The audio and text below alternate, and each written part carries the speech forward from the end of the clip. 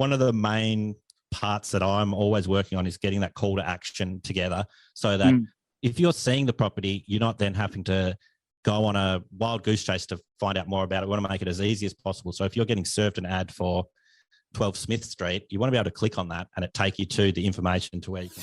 Going once, going twice, sold. You're listening to The Property Pod. All right, guys, welcome back to The Property Pod, your weekly engagement into real estate here in the Hobart Marketplace. I am joined by 414 Property Co real estate agents, but not all at the desk today. I've got some news for you out there.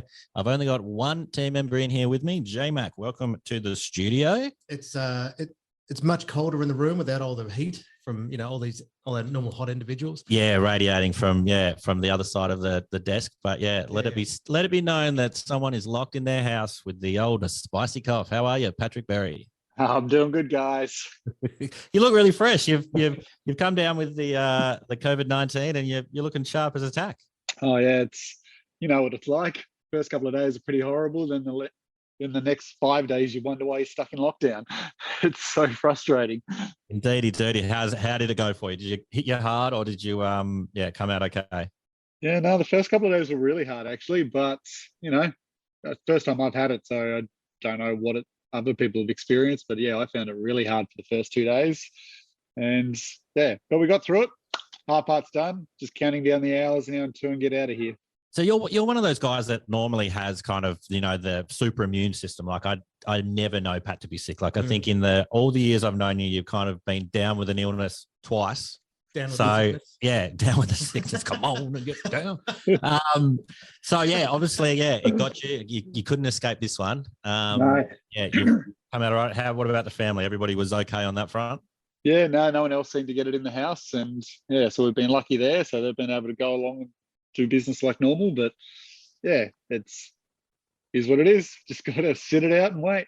I guess being the digital mastermind that you are and having everything set up in the offices as a online place, it wouldn't have slowed you down too much. I guess you can't go and do open homes and showings and stuff like that, but I'm sure you still were able to kind of get a fair bit of stuff done in this time. Yeah. Or were you just sitting around watching F1 races?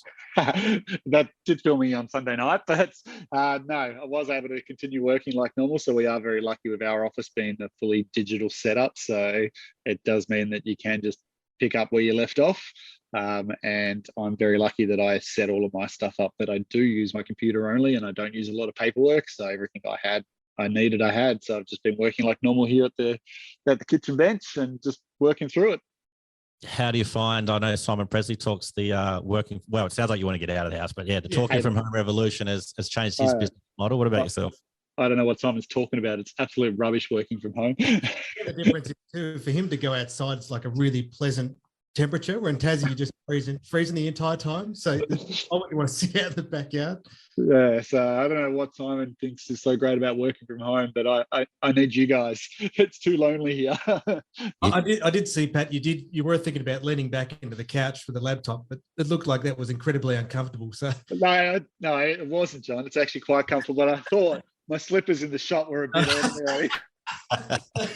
Well, we're just glad to see that you've got pants on. That's that pleases us to no end. Yeah. So I thought I better lean forward and hide the slippers, but you had to bring it up. So Yeah. Well, I had something I wanted to bring up today. I was actually spotted in the wild as somebody actually hit me up and said, are you Aaron from the Property Pod? I might not have said, are you Aaron he said, are you on the Property Pod? So I was at Click and Collect on Sunday getting my groceries, and I'm just sitting there waiting for the food to show up, and this kid shows up. I'm going to say kid. Yeah. He's rolled up to the back of the car and he's putting the groceries on. I'm having a bit of chit chat. Like, how you going? He says, are you on the Property Pod? I was gobsmacked. I said, yeah, I am, mate. You listen to that, do you? He said, oh yeah, I've listened to a fair few. And I was like, the penny drops. Big Will. Yeah, so Big Will, shout out to you, my friend. You made my Sunday by letting me know that you listen to our podcast. I'm not sure if you're in the market for a home. You didn't seem like a a young lad who's He's getting that information, working hard. Yeah. So he will be eventually. no shout out to Will. I've been spotting what he said. Do you get it much? Do people often ask you, are you on the property podcast? Yeah, because we're celebrities in Hobart. Yeah, I said it is a pretty rare occurrence, my friend, but yeah, you've made my day. So we are making a splash out there, guys. And a click and collect, it's nearly 100% of the time you get recognized at this point. Well, I was thinking about it, Jimmy and Nate, they've moved on from Tassie. Next opportunity, we might be running the Jack Jumper games or the next Hurricanes games. Yeah, look, there's definitely scope for that. Even on those radar promotions, perhaps we could get on there and start filming stuff. So the Sky's the Limit actually was only speaking about the green screen to some of the staff before and saying, maybe we could be a weatherman doing weather reports there. So look, anything can happen at 414, and moving into the future, there are many, many exciting things planned. So I thought today, jumping into the real estate side of things, we could talk about kind of the 2022 plan for marketing properties, for marketing the business, for marketing kind of ourselves to the greater public. And I thought, Pat, no better time to talk about it than when you've been at home working on a bunch of the marketing stuff at your kitchen desk. I'm just thinking about it now. You've told me that we have such reach with the pod. I don't even know if we have to market anymore. I didn't even think of that. Yeah. It's critical mass. So my job's done. I've kind of, hey, drop the mic, I'm out of here. Yeah, well, if we've got to the click and collect people, we're done. I love it. The thing is, a lot of the time when I am kind of getting Facebook ads organized and marketing properties, one of the really good demographics to do is Coles or Woolworths to kind of hit a bunch of people who are buying the groceries or the money spenders in the family. So look, Coles, I'll just have to add click and collect and then you sort it. That's the people who are, really into the digital age. And I think that really needs recognition because I don't think many people know about it yet. So I think it really benefits Coles for us to give them a shout out. It's going to really make a difference to their bottom line. Indeed. Just like that, I can't remember when, I think it was, who was the guy from the Beatles, not John Lennon. Ringo Starr, Paul McCartney. Paul McCartney. He went on stage with one of the rappers. I can't remember which one it was. Oh, Kanye West, yeah. Yeah. And I think it was one of Kanye's fans says, looks like he's going to blow up after performing with Kanye.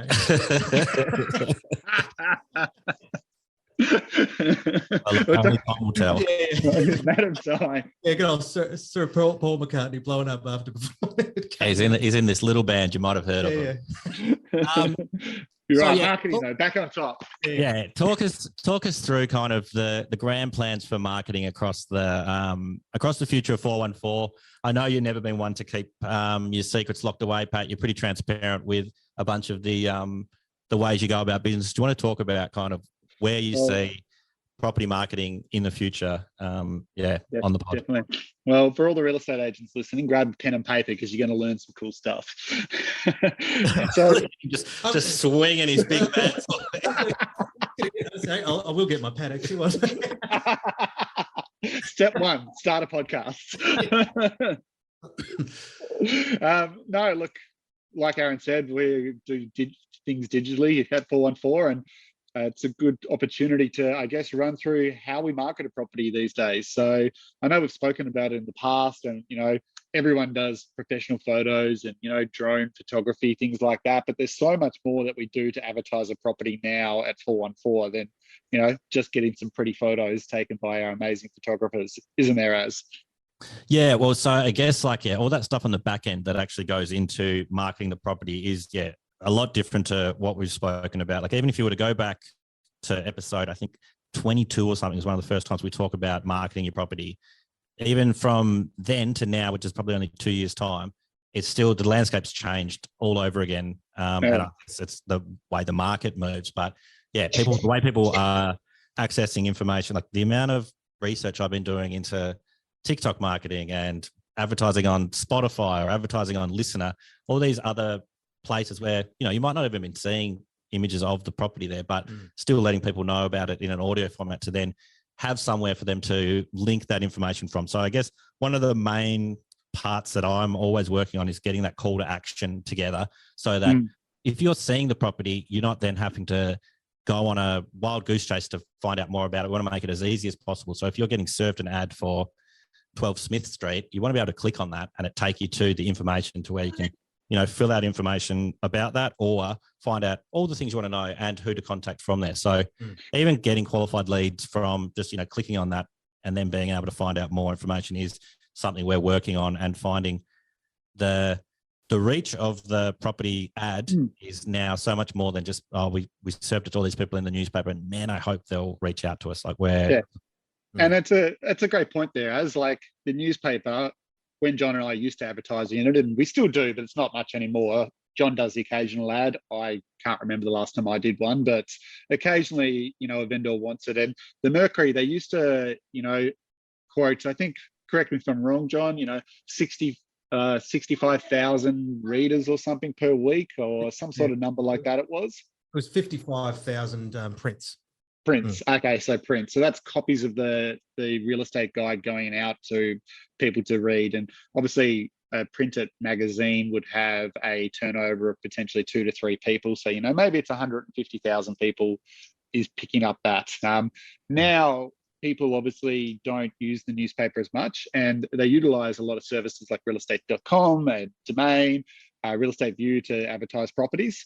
And that's great if you're a buyer, that's actively looking, but we want to try to target buyers that are passive buyers like the newspaper used to do. And I guess that's where Aaron and I spent a lot of time in recent period learning how to really successfully advertise via social media.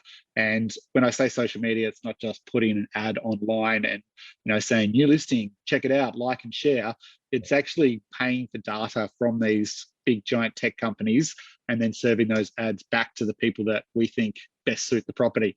And that's something that we're really excited about at the moment, is because we're really dialing in who we think the demographic is for a particular property, and then making sure the ads go to those exact people so that we can target people in their living room that may not even realize that they're looking for a house to buy at that point in time, until the right one gets put in front of them. And I know it sounds a little bit insidious. The reality is, though, all those, if you're starting up a new little business and you use that ad spend on Facebook, you can throw a lot of bad money at the wall, because it's just not going to get it. On the stats may look impressive, but it's actually not converting in any meaningful way. Oh yeah, look, we've done a bunch of kind of workshops with to Laura from King Thing Marketing, a great company here they're in Launceston, so they're Tasmanian based, but yeah, we've done a bunch of just kind of mentorship, I guess you could call it, Pat. We're discussing with them, and they're just giving some really good insights into, you can be chucking money at stuff like this, but yeah, let's really kind of hone it in and find the right people for it. So rather than, like as you say, throwing money at a wall and hoping it seals, makes me think of the spaghetti. Is the spaghetti ready? Is it cooked? Well, you can keep chucking it and see what happens, but a bunch of testing and measuring is really, really good to do. And if you've got the scope to be able to kind of say, oh, well, how come this campaign worked and how come this one didn't? Yeah. I guess one thing that, I was really thinking, bouncing off Pat there, was finding the right demographic for, like, say you've got a brand new listing and that it's going to be perfect for investors. Let's market to investors. Let's look into people who are looking into the investor space or already have a portfolio, build that audience around, and then serve them the ads so that it's not going to grandma and grandpa who probably are going to be looking for a downsizer one. So let's build an audience for that. Yeah. Let's find all these things. I know you were doing training session yesterday where the guy was kind of talking, I was listening in from my end of the room. They were talking about some really similar stuff of setting up kind of, a database of, these are the people. And sorry, I'm just going to be word spewing now, but I actually was worried today, Pat, that we wouldn't have anything to talk about. Now I'm just ready to spew it all out. I don't want to give away our secrets. And it's like, nah, we got this. Well, and test and measure is the correct thing. Like, we're not going to get it 100% right every single time. And look, the other day, Parker was sitting here and he got super excited and ran over and showed me one of my ads running on his YouTube video. And I'm like, well, that didn't work. Yeah, no. Is he registered as like a 24-year-old male on YouTube? Not that I know of, but apparently somehow that ad got served to him. So like nothing's rocket science, but the key is that we keep pushing and we keep developing these methods. And look, for the last 2 weeks, I think we've generated 116 inquiries from our social media campaigns. Was that correct, Az? Last I checked, we were sitting at 122. We had a few extra ones picked up this morning. So it's look, and what we're getting there is leads that we can then kind of retarget ads to them. It's, they've interacted with some of our stuff. So, what's to say, if this wasn't the right one, because obviously all the 116 or 122 people there haven't purchased the properties. Offer. So, there's a pool of people there who are interacting with it. Whether it is, I'm just interested in looking at this, find out what it's worth. Like, if we can then later down the line serve those ads to those people, if you're in the market to find something, the ads are going to come to you. So that's good for you to get a little sneak peek on the market, or rather than having to check realestate.com every day to be like, I wonder if there's anything new out there. You might be getting that stuff from us organically just from interacting with. Yeah. I know the internet's a scary place out there. People are like, I don't want to, have all these targeted ads. But I always think of that. Do you remember Minority Report, that Steven Spielberg movie where he's walking through the supermarket looking for the girl, and all the ads are talking to him and saying, Mr. Anderton, like, come and try this. And they're all targeted ads. And this was way before targeted ads were a thing. So that was one of those things where they put heaps of work into future proofing or working out what things will be in the future, like driverless cars and all these things that are coming. Targeted ads were kind of, pinned by Spielberg and that back then, and said, like, this is something that's coming. So it's such an exciting space. I never thought I'd be a marketer or working in marketing, but you really do. Yeah, I really love it. And my Instagram reels are coming through, and what they're saying is, this marketing idea. I'm like, I'm getting all this stuff targeted to me, and it excites me. So if you're in the market for property, look, if you listen to the Property Pod, you're probably halfway there. You're probably already in the bucket that we're serving the ads to. So it won't be for you. And speaking of target marketing, I guess another thing that we've been working on that I think is a game changer, and I might regret sharing it in case there are real estate agents. Talk about this. All right, go. Yeah, I do, because I think it's a great idea, and I if anyone's interested, reach out to me because I'm happy to talk to you about it. But we've started doing geo advertising as well, and for a vendor thinking about selling, geo advertising is an advantage that we currently have that is a game changer, in my opinion. So for anyone that doesn't know what geo advertising is, it still works through the Facebook and the Google network of ads that we were currently just talking about, but we can actually make it so that a certain ad gets served to people that enter certain areas. So like an example would be, say John's running an open home on Saturday morning at 1 Smith Street, and I've listed 10 Smith Street and it's coming up for sale in 2 weeks' time. I could set a geo fence around John's open home on Saturday morning between 10 and 11 o'clock when he's got his open home running. And anyone that goes to John's open home gets my ad later in the day advertising 10 Smith Street for sale. And I really like it. I think it's a game changer because we're able to tap into a network of potential purchasers that we don't actually know and serve them an ad about a property they may be interested in. Oh, well, look, and the other thing is, only one person can be successful in purchasing the property. Say you're one at 1 Smith Street, the one at Pat's at 10. If, we were just looking at one at 1, we loved it. Like, 10's really similar. It's just up to think, can I get to it? Yes, it might create more competition across the board because more people are finding out about it. But also your job as the agent for the vendor is to, create the competition and get the best possible result. So, and obviously changing markets like this one, my sort of conversation with the purchasers right now is they're all saying, well, what else have you got? So they're all looking for other avenues, especially the first home buyers that they feel at the moment they've got a lot more time, they've got a lot more choice. So so the idea that the owner could slap up a private for sale and just sell it in 5 minutes previously, well, that market's going to slowly go. Yeah. So they're going to need assistance, and we will need assistance to make sure that we can introduce people to multiple properties to fit in their right position. And getting all these tools in order to provide that information to them where they otherwise, a good example is a suburb here called Dowsing Point. It sits in right between Goodwood and Glenorchy, but even on realestate.com, it'll end up on a bottom of a search results suburbs below, and people don't know it exists. But if they had these avenues where that is shown for a property, across the road, well, then obviously we'll get a lot more engagement. Yeah, definitely. And look, you've sold a few properties in Dowsing's Point, like the case study we did at, what was the old cottage that was the Colonel's cottage or something? That's right. Yeah. Amazing property. And the amount of interest that was in that. Imagine being able to, this was before the time we were doing a bunch of this targeted advertising, but imagine being able to kind of, just really hone in on all the people that were after something that renovation. That was you should talk to that guy again. We need him to renovate some more homes. He killed it. So, and that's the for me, a lot of these additional tools that we can ultimately, which is to solve people's problems, which is introducing them to homes. Yes, exactly. And that's what these are helping us do. Look, as I mentioned before, the idea of being in marketing was never on my radar. It's something that, I used to like watching Gruen on the TV and be like, man, this stuff's so fun. Like, imagine doing it. But even switching from starting off as the photographer for the team and growing into this role shows how since 2018, how different the landscape is. And it's kind of, I'm sure that it would have been lovely for the small agency where we were when I started to have a marketing manager.